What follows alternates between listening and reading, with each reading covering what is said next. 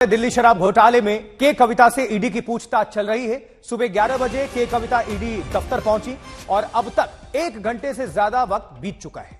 के कविता के समर्थकों ने बीजेपी के खिलाफ प्रोटेस्ट किया है, पुतला भी जलाया गया है। केंद्र सरकार पर एजेंसियों के दुरुपयोग का आरोप लगाया जा रहा है, विरोध प्रदर्शन किया जा रहा है। 1 घंटे से जारी है के कविता से पूछताछ ईडी दफ्तर में। सुबह 11 बजे के आसपास वो पहुंची थी और 1 घंटे से ज्यादा का वक्त बीत चुका है अब तक। और इस बीच जब आवाज से निकली तो उनके समर्थकों का वहां जमावड़ा था, जिसमें अच्छी खासी तादाद महिलाओं की भी थी। और 100 करोड़ की रिश्वत पर यह कविता से सवाल जवाब।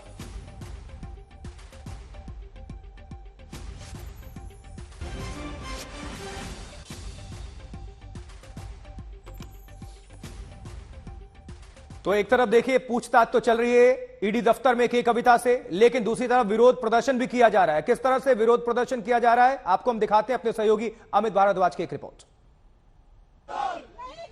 एक तरफ एनफोर्समेंट डायरेक्टरेट बीआरएस की नेता के कविता से सवाल कर रही है दिल्ली एक्साइज पॉलिसी केस में, वहीं दूसरी तरफ तेलंगाना भवन पे इस वक्त प्रदर्शन चल रहा है बीआरएस के कार्यकर्ताओं का और पुतला दहन किया जा रहा है। एफिजी बर्निंग हो रही है तेलंगाना भवन पे। ये तमाम बीआरएस के नेता हैं जो नरेंद्र मोदी सरकार के खिलाफ नारेबाजी कर रहे हैं, बीजेपी के खिलाफ नारेबाजी हो रही है और तेलंगाना बीजेपी के अध्यक्ष बंदी संजय कुमार के खिलाफ नारेबाजी हो रही है। साफ तौर पे बीआरएस के जो वर्कर्स हैं और लीडर्स हैं वो इस वक्त बेहद ही गुस्से में है। ध्यान देने वाली बात यह है कि ये पूरी कार्रवाई उस वक्त हो रही है जब इस एनफोर्समेंट डायरेक्टरेट दिल्ली में जो एक्साइज पॉलिसी केस था उस मामले में के कविता से पूछताछ कर रही है। आप लोग विरोध प्रदर्शन कर रहे हैं, पुतला फूंक रहे हैं, क्यों गुस्सा दिखा रहे हैं आप लोग? हम चाहते हैं कि एजेंसीज का इस्तेमाल इस तरह ना हो जाए। जैसे जहां जो भी राष्ट्र में इलेक्शन आने वाला होता है वहां पर जो है उनसे पहले एजेंसीज चली जाती है, चाहे सीबीआई हो, ईडी हो, आईटी हो। ये तानाशाही नहीं चलेगी। लेकिन एजेंसी अपना काम कर रही है, इस तरह से पुतला फूंकने की क्या जरूरत है? एजेंसी काम कर रही है, सही बात है, लेकिन अभी क्यों?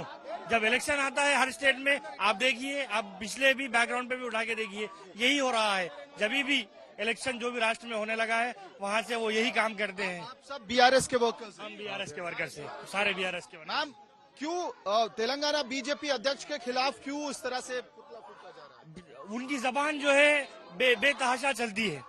वो ना ही औरत देखते हैं, बस बेतहाशा बोले जा रहे। झूठ के नाम से पंडित संजय का नाम शुरू होता है, बस झूठ ही बोलते हैं। इस तरफ देखिए, एक तरफ के कविता से पूछताछ हो रही है, एनफोर्समेंट डायरेक्टरेट पूछताछ कर रही है दिल्ली एक्साइज पॉलिसी मामले में, वहीं दूसरी तरफ तेलंगाना के केसीआर यानी कि बीआरएस भारतीय राष्ट्रीय पार्टी के जो कार्यकर्ता हैं वो इस वक्त राष्ट्रीय राजधानी दिल्ली में विरोध प्रदर्शन कर रहे हैं। एफजी जलाया जा रहा है, पुतला फूंका जा रहा है, तेलंगाना बीजेपी अध्यक्ष का पुतला फूंका जा रहा है और बीआरएस के कार्यकर्ता बेहद ही नाराज है। उनका कहना है चुनावी समय में एजेंसीज का, सेंट्रल एजेंसीज का इस्तेमाल हो रहा है, अपोजिशन के नेताओं के ऊपर हमला किया जा रहा है। वीडियो सहयोगी दीपक बिस्ट के साथ मोहम्मद भारद्वाज, दिल्ली, आज तक। और वहीं ईडी में पेश होने से पहले के कविता ने किस तरह से भारतीय जनता पार्टी पर आरोप लगाया था और भारतीय जनता पार्टी ने कैसे पलटवार किया, आपको हम सुनवा देते हैं। सुनिए जरा के कविता को और आरपी सिंह को। बीजेपी के सरकार जिस तरह से तानाशाही कर रही है इस देश के साथ, पक्का वो न्याय आगे आएगा। तो मैं आज भी वही बोलती हूँ, हम ईडी में जाएंगे, वो आप जहां जहां बुलाएंगे वहां जाएंगे, क्योंकि हम मानते हैं कि हमारे साथ सत्य है, न्याय है, धर्म है। तो ये तो धर्म ततो जय, हमारे साथ भगवान है। अगर हम बीजेपी के बी टीम होते तो आज ईडी ऑफिस में नहीं होते ना भाई, हम तो आराम करते होते। वो तो उनके खुद के नेता बोलते हैं भारतीय जनता पार्टी के कि जो भी ज्वाइन हो जाता है बीजेपी में तो उनका कुछ आराम ही आराम है, कोई एजेंसी नहीं देखता है। 600 करोड़ का घोटाला करो, 1 लाख करोड़ का करो, अदानी के जैसा रिकॉर्ड तोड़ घोटाला करो, फिर भी कोई नहीं पूछने वाला है ना। अरुण रामचंद्रन पिल्ले के माध्यम से, जो कि के कविता के पार्टनर कह रहे हैं, अपने आप को खुद कह रहे हैं मैं पार्टनर हूं के कविता का, उसके माध्यम से कैसे पैसे यहां पर आए और कैसे वो पैसे गोवा तक गए, इसकी जरा पूरी जांच होनी है।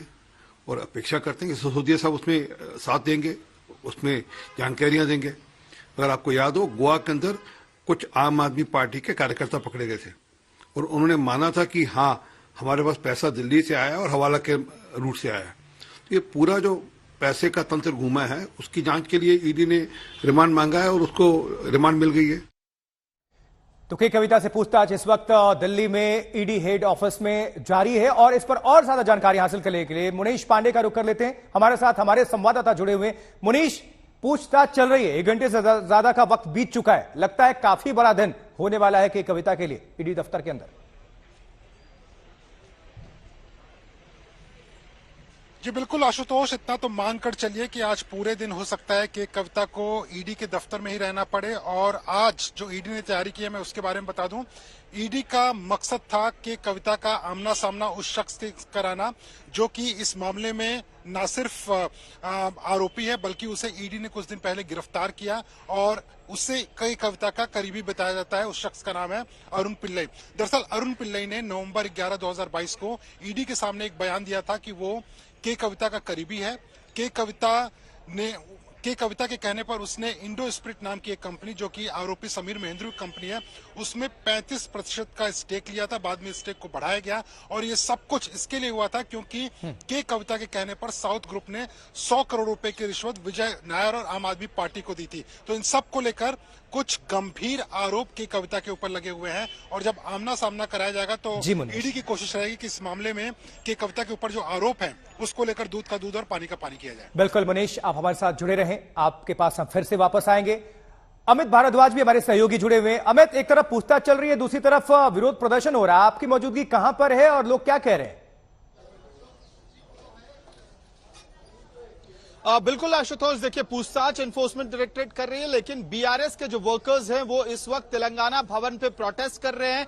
कुछ ही देर पहले यहां पे एफईजी जलाया गया था, पुतला फूका गया था। तेलंगाना बीजेपी अध्यक्ष बंदी संजय कुमार, उनके खिलाफ उनका पुतला फूका गया। मोदी सरकार के खिलाफ नारेबाजी हो रही है और बीआरएस के कई सारे वर्कर्स हमारे साथ इस वक्त है। आप लोग क्यों नारेबाजी कर रहे हैं? जब एनफोर्समेंट डायरेक्टरेट अपना काम कर रहा है तो आप लोग विरोध प्रदर्शन क्यों कर रहे हैं? देखिए, जो प्रवर्तन निदेशालय अपना काम कर रहा है हम उसमें कहीं भी रुकावट नहीं बनना चाहते और बन भी नहीं रहे हैं। यदि हमने गलती की है तो वो भी सामने आएगी। धर्म का आगे अंजाम क्या होना है आप सबको पता है। जीत तो धर्म की ही होनी है, सत्य की ही होती है।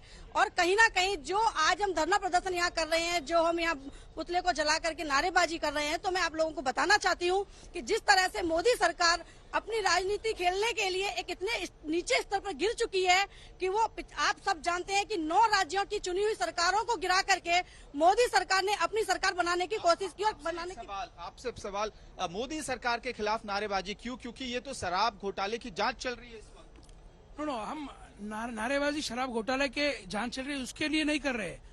जो हमारा प्रांतीय भाजपा का अध्यक्ष बंडी संजय कुमार ने जो गैर कानूनी रिमार्क्स किए हैं हमारे लीडर। ठीक है अमित, शुक्रिया आपका, लेकिन सवाल वही है, जब कुछ किया ही नहीं तो डर काहे का?